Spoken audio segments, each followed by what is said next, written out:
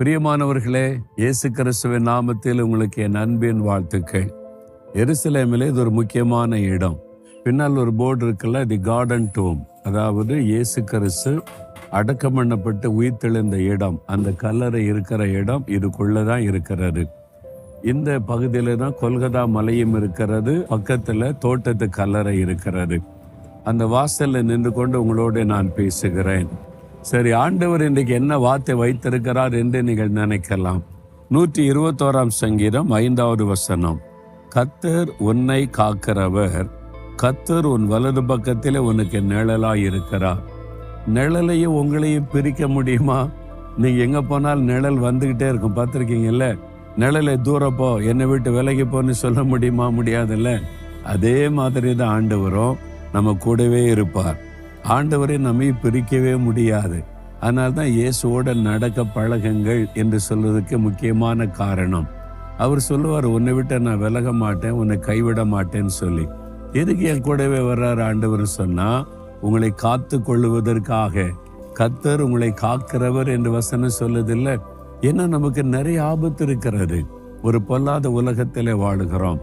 மனிதரால் வரக்கூடிய ஆபத்து இருக்கிறது, பொல்லாத ஆவிகளால் வரக்கூடிய கண்ணுக்கு தெரியாத ஆபத்து இருக்கிறது, இருக்கையினால் வரக்கூடிய ஆபத்து இருக்கிறது. எத்தனை விதமான ஆபத்துகள் நமக்கு இருக்கிறது.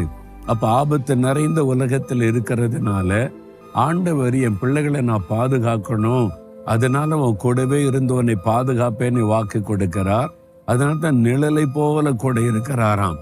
நீங்க எங்க போனாலும் நிழல் தொடர்ந்து வருவதை போல ஆண்டவர் கூடவே வருவார். அதுதான் தேவன் நமக்கு கொடுக்கிற வாக்கு தத்துவம், பெரிய பாதுகாப்பு.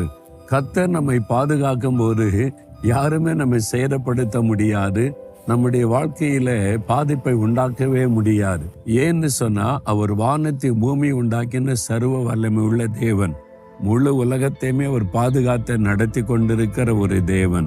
அவர் அவருடைய பிள்ளைகளை பாதுகாக்காம இருப்பாரா? அவர் உங்களை பாதுகாப்பார். இன்னைக்கு ஏதோ ஒரு ஆபத்தான சூழ்நிலை உங்களுடைய வாழ்க்கையில வந்திருக்கலாம். நீங்க வேலை செய்யற இடத்துல, அல்லது வசிக்கிற சூழ்நிலையில, உங்களுடைய பிசினஸ் காரியத்துல உங்களுக்கு ஆபத்து உண்டாக்குற மனிதர்கள், அல்லது உங்களுடைய சரீரத்தில் நோய்களை கொண்டு வரக்கூடிய ஆபத்துகள், நோய் கிருமிகள், இந்த மாதிரி ஏதோ ஒரு ஆபத்தான சூழ்நிலை உங்களுக்குள்ள பயத்தை கலக்கத்தை கொண்டு வந்திருக்கலாம். ஆண்டவர் சொல்றார், என் மகளே பயப்படாத, நான் உன்னை காத்து கொள்ளுவேன். என் மகனை பயப்படாதே, நான் உன்னை காக்கிறவர் என்று வாக்கு கொடுக்கிறார். எவ்வளவு சந்தோஷம் இல்லை? நம்மை பாதுகாக்கிற ஆண்டவர் சிலுவிலே நமக்காக தன்னையே பலியாய் கொடுத்தவர், தன் ஜீவனையே கொடுத்த ஆண்டவர் நம்மை பாதுகாக்க மாட்டாரா? உங்க குழந்தைகளை பாதுகாப்பார், உங்களுடைய குடும்பத்தை பாதுகாப்பார், உங்களுடைய பிசினஸை பாதுகாப்பார், உங்களுடைய வேலையை பாதுகாப்பார், எல்லாவற்றையும் பாதுகாக்கிற தேவன். அதனால பயப்படாதபடி, ஆண்டவரே நீர் என்னை காத்து கொள்ளுகிற தேவன் என்பதை விசுவாசிக்கிறேன், எனக்கு நிழலாக இருக்கிறீர், நான் எங்க போனாலும் கூடவே வருகிறீர், உமக்கு ஸ்தோத்திரம். துதித்து கொண்டே இருங்க. நீங்க ஆச்சரியமான மாற்றத்தை உங்களுக்குள்ள முதல்ல காண்பீங்க. பயம் போயிரும், கலக்கம் போயிரும், ஒரு சிறிய சந்தோஷம், விசுவாசம் பெறுகிறோம். இப்ப சொல்லுங்க, ஆண்டவரே நீர் என்னை காத்து கொள்ளுகிற தேவன் என்பதை விசுவாசிக்கிறேன், எனக்கு நிழலாக எப்பொழுது என் கூடவே இருந்து என்னை பாதுகாத்து வருகிற தேவன், அதனால எதற்கும் நான் பயப்பட மாட்டேன். இந்த சூழ்நிலைகள் மாறும், நன்மை உண்டாகும். இயேசுவின் நாமத்தில் ஜெபிக்கிறேன். ஆமேன், ஆமேன்.